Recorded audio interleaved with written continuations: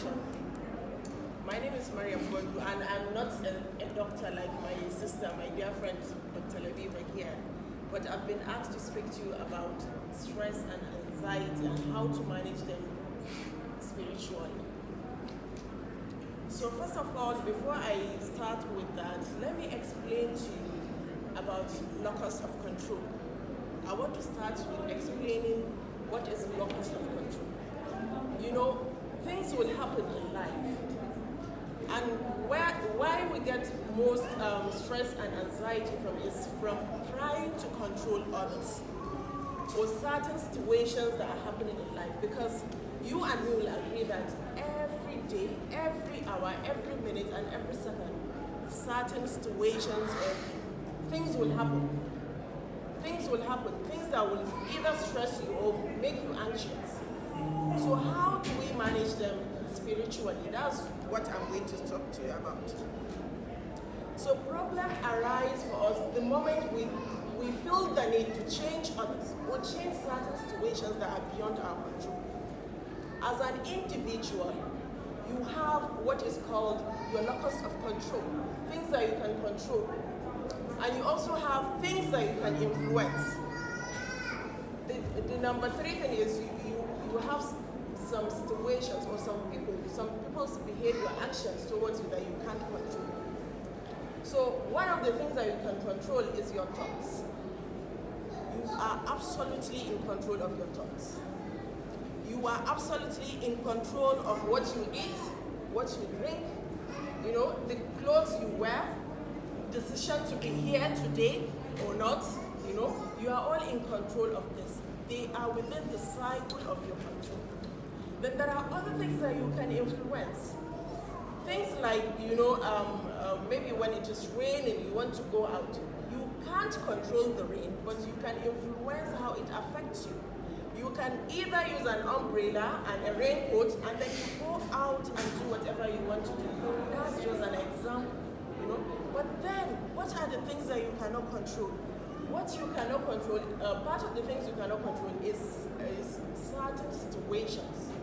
They are beyond you. You cannot control them. And then how people behave towards you, what people think, what people say, how they act, you know, what they do to you, you cannot control those behaviors or those actions of theirs. What is within your control is the way you respond to them. The way you respond to certain situations is totally within your control. The way you respond to people's behavior, you know, it's totally within your control. But you cannot control other people's actions, their behaviors, their thoughts. You are in charge of your thoughts and therefore your results. You are in charge of your thoughts and then you are in charge of your results. If you change the way you think, you change your situation, you change your life. That's about locus of control. We experience everything through our thoughts.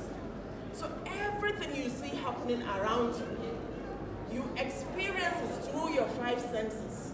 That's your sight, your eyes by seeing it. You experience things through your hearing, your ears. You experience things through your taste. You experience things through your nose. That's your smell. And then you experience things through your feeling, your skin. That's being kinesthetic. Whatever happens, any situation or a trigger, you can call it a trigger, whatever happens in your life, you experience it through these five senses. And when you experience these things through your five senses, you know, you give them meaning. You first of all interpret that situation according to who you are, according to your background, according to your beliefs about that thing. For example, if you tell me Mariam Waka, I will interpret that based on who I am, based on my own background, based on my beliefs about that Waka. My own beliefs about Waka is my mother. That's the way I'm raised. You know, it's a belief I have right from childhood. Someone like this girl, when you do like this to her, she would think you are giving her a high five. She might reach out to your hand and give you a high five. You know, In another situation, maybe in abroad, in the West, when you do that to someone, he will think that you are waving him. So you interpret things, according to who you are, according to where you're coming from, according to your beliefs, the interpretation, the meaning you give to experiences. So you experience whatever thing you are experiencing through the meaning you give to that thing, to that situation, that trigger, that experience. And then when you give meaning to it, then you think about it in a certain way. Sisters, it's not the situations that make you feel sad, angry, anxiety, or stressful. It's your thoughts about the things that are happening in your life. You're thinking about what happens. Everything originates from your thoughts. Everything originates from your thoughts. And it begins with the meaning you give to it. The meaning you give to certain experiences will make you think about it in a certain way. And when you think about it in a certain way, then you feel the feelings, the emotions, whether sad, anger, happiness, you name it. As human beings, we experience about 34,000 emotions, different emotions, and we all experience them. The only difference is everybody experiences situations and have feelings and emotions, according to who you are, and on certain intensity, certain levels. Certain levels. So what is stress? What is stress? Stress can be defined as the degree to which you feel overwhelmed or unable to cope as a result of certain things that are happening around you. Stress is anything that you feel overwhelmed about, and you feel, unable to control it. Remember, I told you we have 3 locus of control.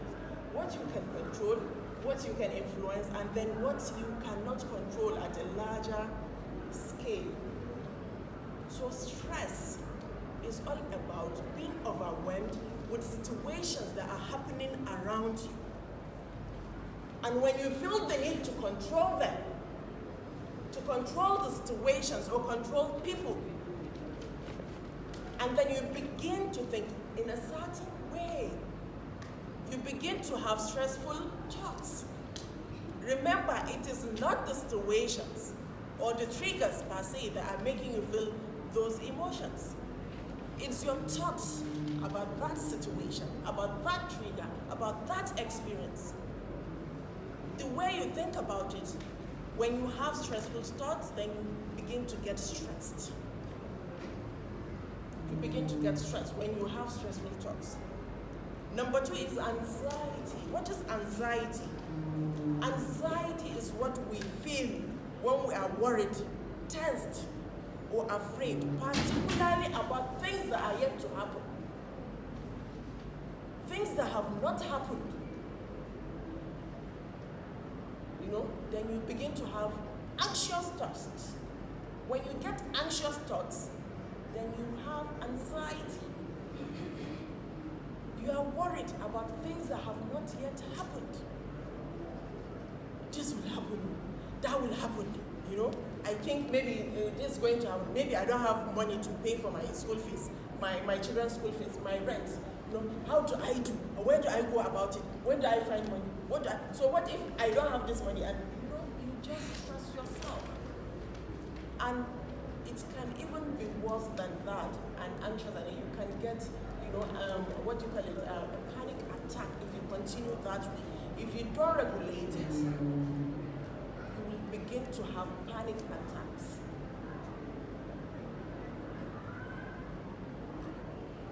Remember, it's all the thoughts you are having. It's not the situations, because the situations have not arrived yet. But then you are already stressing yourself. You are already having stressful thoughts. You are already having anxious thoughts. So that's the reason why you begin to experience those emotions. In a day, as human beings, we have about 70,000 thoughts in a day. That's a lot to do with. That's enough to make you go crazy, you know? If you continue to dwell on those thoughts, on those stressful thoughts, anxious thoughts, then you have a problem in your life. You will have a problem in your life. When you begin to have stressful thoughts, you release certain hormones in your body, in your system. There are 3 major hormones that makes you stressful. 3 major stress hormones. Number 1 is cortisol. When you begin to have stressful thoughts, you release those hormones in your body. You release cortisol in your system. Number 2 is adrenaline. You hear people saying adrenaline, they are having an adrenaline rush. Maybe you are watching a horror movie. Remember, it's not true. It's just your thoughts. You are having, something is about to happen. Something is about to happen. You know, you begin to have that adrenaline rush, and then you get anxious. So imagine it's not a horror movie, but it's a situation you are anticipating in your life, and you are having that adrenaline rush, you know. You get anxious. If you are not careful, you will have a panic attack. You will have a panic attack. So why do we get stressed and anxious? Whenever we rely on our intellectual thinking about how to solve our problems, how to handle issues in our life, you think about them all the time. What do I do? What do I do next? What if this thing happens? What do I do? You get stressed. You get anxious. You get anxious. You search intellectually for the answers to your problems, the solutions to what's about to happen. It has not taken place yet. Remember, it hasn't taken place yet. It's just all in your thoughts. And sisters, stress is the number 1 cause of all diseases. About 80%, doctor, am I right? About 80% of all diseases that you know, including cancers, is caused by stress. And anxiety is the root cause of all mental health disorders. Anxiety is the root cause of all mental health disorders. So what's the solution? What's the solution?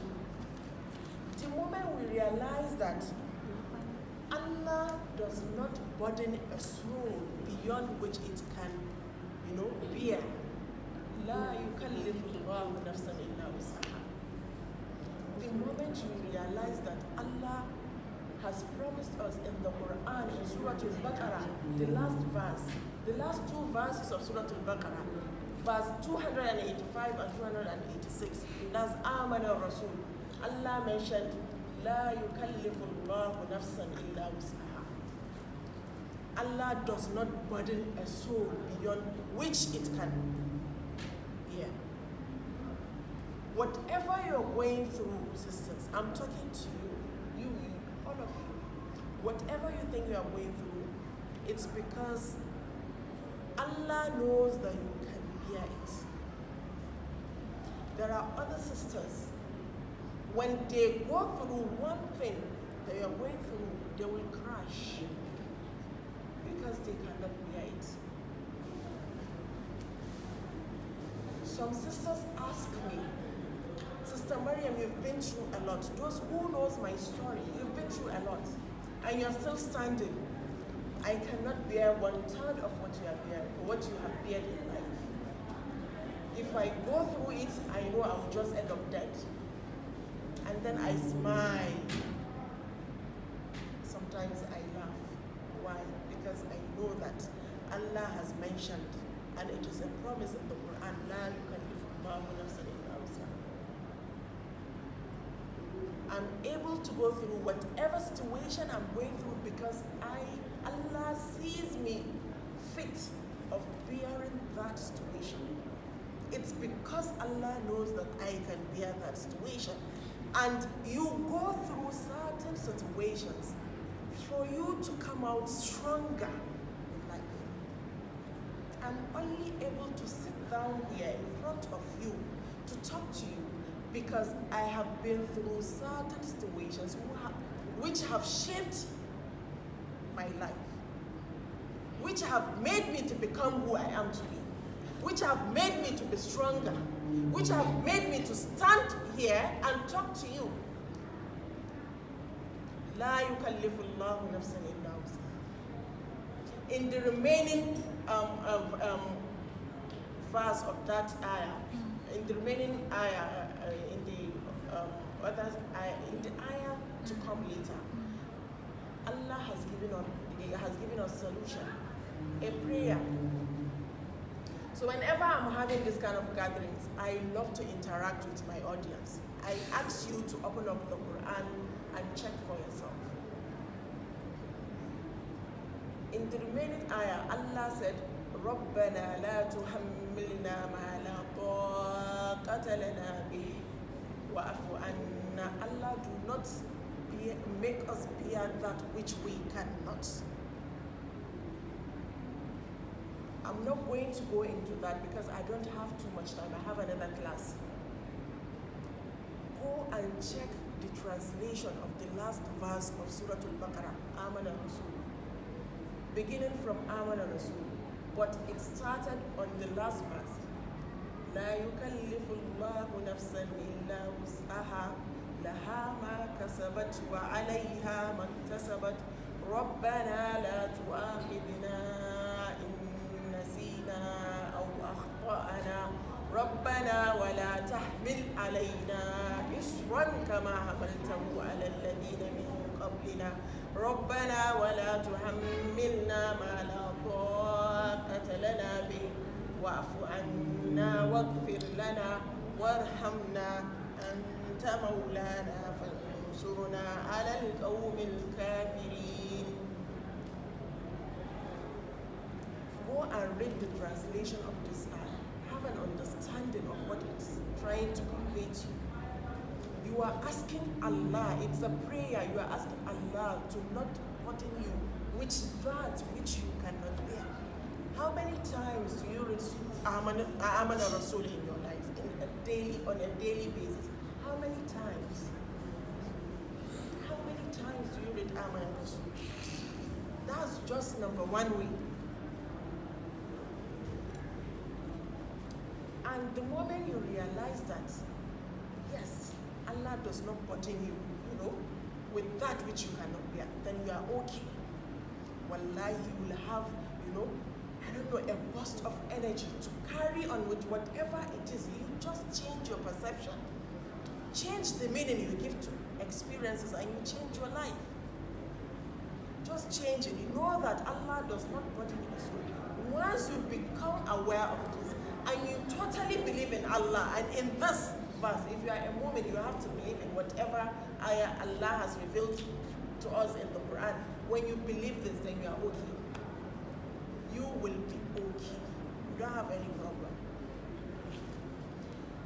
The past is gone. You cannot do anything about it. Do not dwell, upon. Do not dwell on the thoughts about what has gone. What has gone has gone. It is totally not within your control. Remember, your locus of control, it is totally not within your control to change the past. And it is only Allah who knows, what's going to happen next. Only Allah who knows the future. So why are you worried about something that you don't even know? You don't have knowledge about. You don't know if you reach tonight.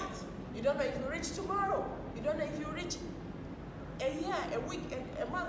Why are you worried? Can you do anything about it? No. So why worry? Can you do something about it? Yes. Then go ahead and do it. Why do you worry? It's as simple as that.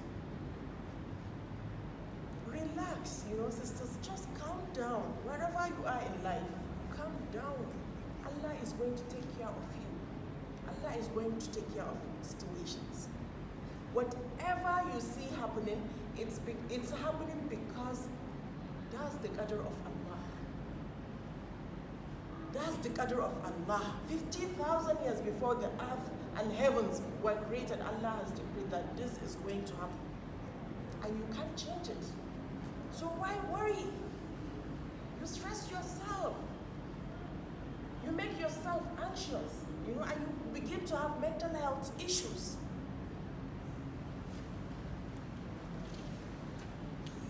Whatever is meant to happen was not meant to miss you. And whatever misses you was not meant to happen to you, was not meant to reach you. So what are you going to be doing at this moment? When you are stressed, you feel anxious, what do? Life is all about choices. Choices and making decisions. Everything we do is about choices and decisions. And wherever you are today is as a result of your choices in life. This is your superpower as a human being. Allah has bestowed us with free will, the ability to choose. Something He has not given the angels. Allah has not given this opportunity to angels. They don't have free will to choose whether to obey Allah or not. No, it's just to obey Allah. Animals do not have this gift. It is your gift. Use it to your advantage. So what are you meant to be doing in life? Whatever happens, you'll have choice. When you have one choice, you don't have a choice. You really don't have a choice. But when you have two choices, it is either this or that. They say you are in a dilemma. When you have two choices, you are in a dilemma. When you have three choices, that's when you have choice. It's either this or that. So in whatever situation you are, choose what is halal. Choose what pleases Allah. What you are about to say, does it please Allah? What you are about to do, does it please Allah? Your thoughts, the thoughts you are thinking, does the thought please Allah? You have a choice to choose what pleases Allah. So choose to please Allah. When you have two choices, two halal and haram, choose halal. When you have two halals, choose the best of them. This is a superpower that Allah has given you. Steps to help you. I'm going to mention some steps to help you. Understand that whatever is happening, whatever you are feeling at the moment, it's just your thoughts. It's nothing but thoughts. The things that have gone are past, are in the past. So they are not happening right now. So it is your thoughts. Everything is in your thoughts. What has not yet arrived has not come yet. So it's your thoughts. On just that, understand that whatever you're feeling is just your thoughts. You will be okay when you know that it is just my thoughts. Just laugh about it and move on. Change the thoughts. Choose an empowering thought. Mindfulness. Be mindful. Being aware. What are the things that are causing me to feel the way I am feeling? What are the things that are causing me this stress? What are the things that are causing me this anxiety? You have to be aware. Sometimes you just feel anxious. You just feel stressed. You don't even know. You don't have an idea why you are feeling the way you are feeling. So it's time for you to take a moment, calm down, relax, chill down, sisters. Find out what is it that is causing me this anxiety? What is it that is causing me this stress? If you can't, list them down. List them down. When you don't know what's causing you stress and anxiety, then you continue to be on autopilot. You continue to act. You continue to act, in an autopilot mode. Breath work. Whenever you are stressful, you know, when you calm down, do some breath work. Breathing. As human beings, we are meant to be breathing in a correct way. When you breathe, when you take a moment and breathe, you feel okay. You relax, it calms you down. But then you see that you are hyperventilating, you don't know how to calm yourself down. Just keep quiet, you know, keep calm, and then take a deep breath. Hold it, and then release. Do that for some time. Taking deep breath, you know, while taking it, take it for like 5 seconds. If you can't do longer, you can go ahead and do it. Then hold it for 5 seconds and then release it in a slow motion, you know. And how do you do this breath? Imagine that you are inflating a balloon. Your tummy is supposed to come out, bulge out when you are breathing in, not the other way around. As you breathe in, your tummy is supposed to come out. There is no time. I would have loved to do this exercise with you, but I've been given only 5 minutes more. So when you take in breath, you see that your stomach comes out as you are taking in breath. And as you are releasing, it goes back in. That's the right way to breathe. That's the right way to breathe. Exercise. Get involved with a lot of exercise. It helps to calm you down. Rest. Have enough sleep. At least 8 hours in a day. Gratitude. What are you grateful for? Look at those who doesn't have what you have. If it is health, you are more healthier than others. Whatever you have, look at those that don't have it, not in a derogatory manner, you know, not to undermine anybody, but just so that you are grateful, more grateful to Allah for wherever you are in life. When you show more gratitude, Allah said, لَإِن شَكَرْتُمْ لَأَزِيدَنَّكُمْ. If you are grateful, I will increase you. If you are grateful about your situation, Allah will give you more peace, more calm. You know, if you are grateful about your wealth, Allah will increase you. If you are grateful about your health, Allah will increase you. Think about the things that make you happy and do them if they are within the limits of Sharia.